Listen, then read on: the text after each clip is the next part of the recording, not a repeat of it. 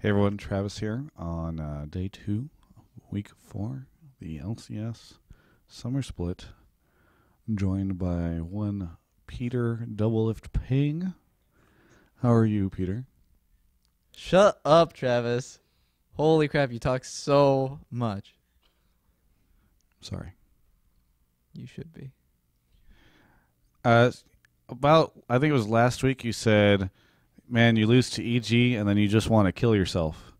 And today you almost lost to EG. Did you almost want to kill yourself?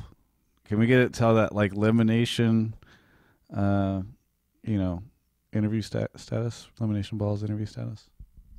This is when I smile at the camera and then raise my eyebrows. Yeah. Like that? No, I can't even do a good balls impression. You have to he raised his eyebrows and opened his mouth perfectly at the same time like a robot. Yeah, it was really good. Oh man. It was a scary game for sure. Like we shouldn't be behind early game against a team like EG, but we did. We fell behind and like then we were just kind of in repair mode for a while, and I was sacrificing farm to get kills to get my teammates going. So normally, like I just want to, I just want to power farm for like 20 minutes until I hit like a big power spike, and then because I'm better at CSing than most ADs, like we just like start grouping on the power spike. But this game, Twitch actually doesn't have like big power spikes mid games. He's just consistently good. So I was just trying to get my teammates going, and I think my ganks ended up working, and I kind of got us back into the game. Uh, and then my team just kind of took it from there. They took lead. They're like, we're doing this. And our rotations were like kind of sloppy. And especially against TF, it's really hard to come back against TF. He's just one of those champions that once you get ahead, if any lane is pushing and you're not in that lane, he can just port and take your tower for free. And like, it's just super frustrating because our team comp was horrible. We had Jarvan Nidalee, which is not a good combo at all. Jarvan wants to go in, and Nidalee doesn't want to go in, so it doesn't make any sense actually. Looking back, our picks are probably the biggest reason why we fell behind, and we couldn't close out the game even though we were in good position like the whole time. It seemed to me like a very pivotal moment was whenever you came in towards. They were pushing down your mid lane, and they kind of engaged on two of your teammates, and then you just showed up behind and like twitched them, got the triple kill, etc. Do you think that that was one of the turnaround moments?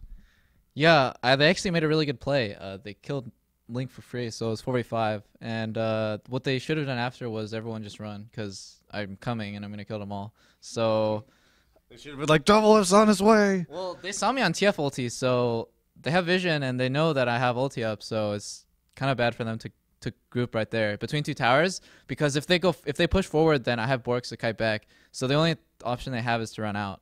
I think their shot calling in the middle of fights is like not the best, because the person who's normally in charge of telling the front line what to do is AD, and Altec is really new. So I think maybe next time if they make that same play, they will probably win the game off of it, honestly, because we played really bad.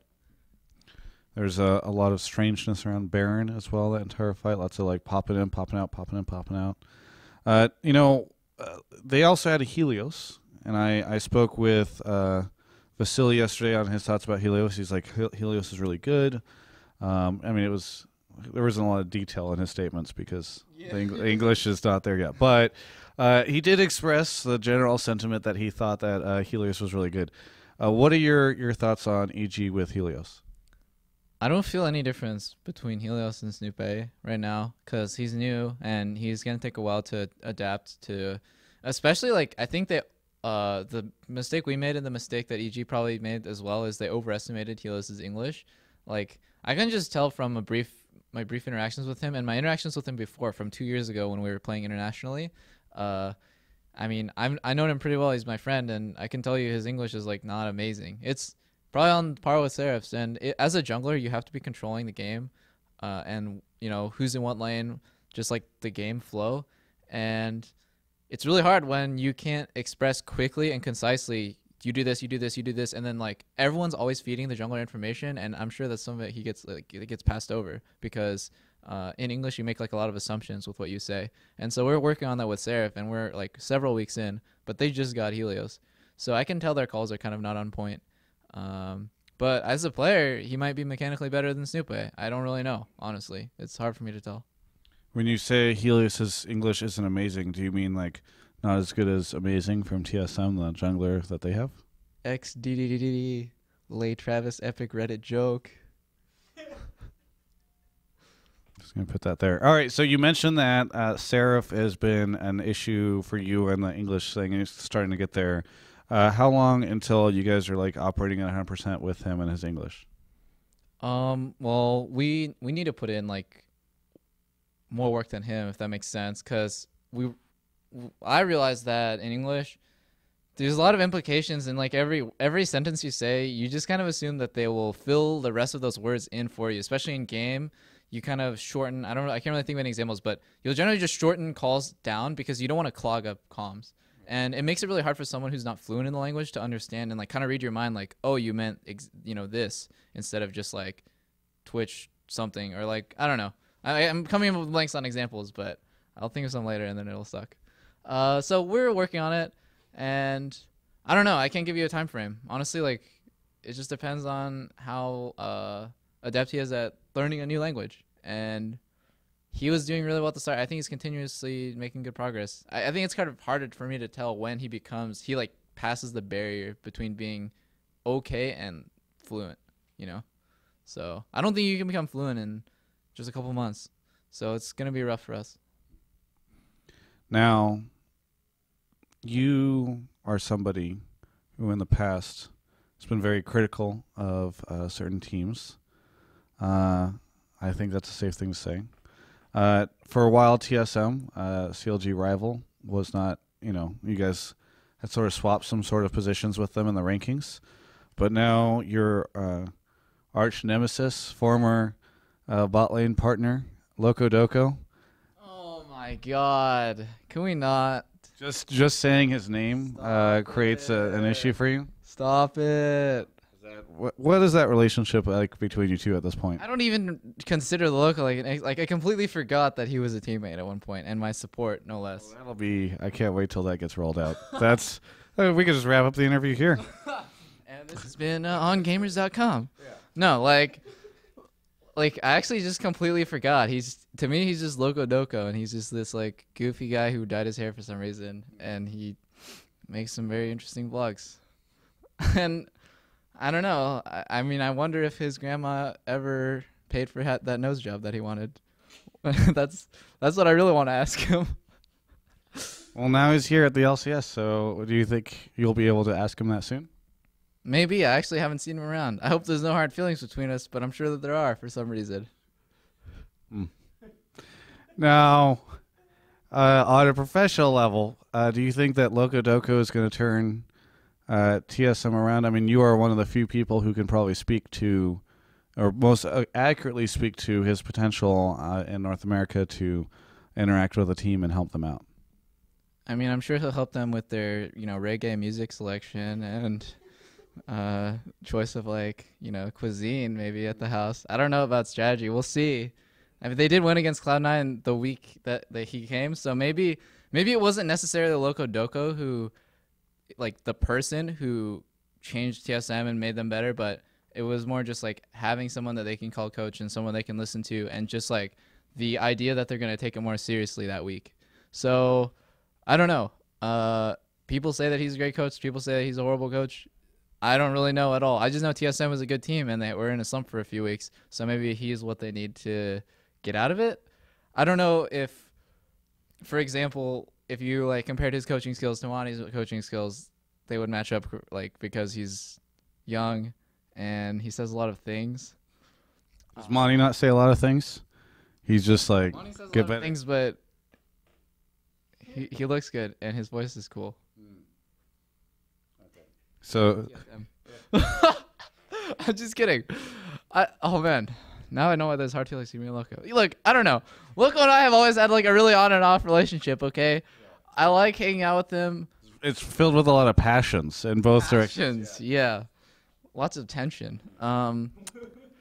Like, it's really weird because everyone talks about him, and I just hear so many rumors, and I just don't want to, because they're not my stories to tell. Like, I don't want to say anything, but there's always like really good people are like hyping up, saying he's like a genius, and some people just like tear him down. And with my experience with him on the team, let's just say it wasn't great. Do you think that there is a rivalry between Monte Cristo and Loco now, based on like their interactions on Summoning Insight and all that kind of thing? So I think Monty and Loco are really close, actually. From my conversations with Monty, he's always only said good things about Loco, and he considers him a good friend and a smart person. So I think maybe because I haven't seen Loco in so long, he might have changed and become more mature and approachable. So You saw him at Worlds. It's like 5 months ago, maybe 6. Did I see him at Worlds? Yes, we interacted with him there, you and I. Oh, well, I barely talked to him then. I think there are still some hard feelings. Now, yeah, you mentioned that you think that there's not a rivalry between Monty and Loco. Do you think that there's no way to be rivalry, like to have a rivalry between friends? Because you said that that was why there's no rivalry. Because I definitely feel like you and I have a rivalry. That's true. I guess there could be a rivalry between them, a friendly rivalry. But it's just like us versus TSM, you know? It's like interesting because it's CLG versus TSM, but really like we don't hate each other, and we just get salty after losses because we don't like when fans bash us for these really hyped up matches. That's all.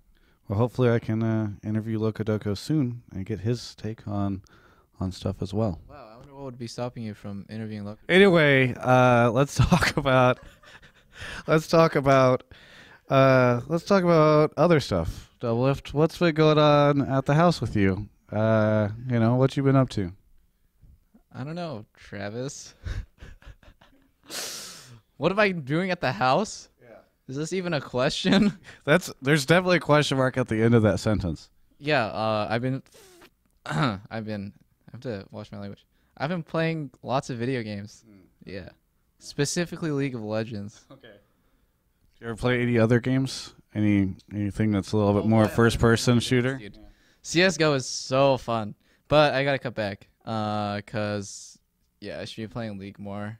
I mean, I only played like for 2 days so far and like only a couple hours each day, but I can tell that like the addiction is coming cause I played amateur like 6 years ago and I just like never stopped playing. I would like wake up and just like play. So the addiction's coming back. I gotta stop myself. You don't think that you're playing CSGO will help your AD carry skills? Because, there's like guns and stuff. Whoa, XD Travis. Nice joke. Yeah, it might. Maybe. Some great investigative journalism here. That's what I'm here to investigate. You and your life, I guess. I love you, Travis. Yeah. What's going on with you? I went to E3. You don't tell me anything anymore. You're just so busy. You going to E3. You never asked. With girls, like, what's going on? Well, they were asking me for the pictures, Okay. Yeah, right. You don't have to lie, Travis. Listen, your mother's a huge fan of mine.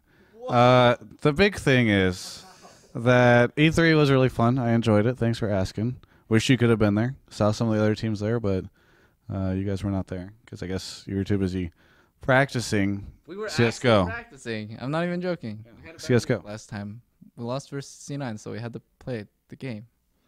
The game being CSGO? No, I literally only played for 2 days. Like, come on. Cut me some slack, baby. You've got a rapid turnaround now. You only got 3 days before Thursday, Friday LCS, so are you... We'll be taking days off, and we'll just be practicing CSGO. No, I'm just kidding. We'll be playing League. And I mean, every team is at the same disadvantage. So I don't think that it's like, oh my god, this is such a big deal. Like, we only have 3 days of practice as opposed to 5. Everyone is doing the same thing. So do you think that there's any chance that the advantage could be that as TSM and like EG are powering up from their newly imported Koreans, that you guys can get a couple more punches in time, or other teams can? They're powering up. Well, like whenever like a starship or something, or something's just like the little bar starts to go up, and it's like you hear like the engines getting louder.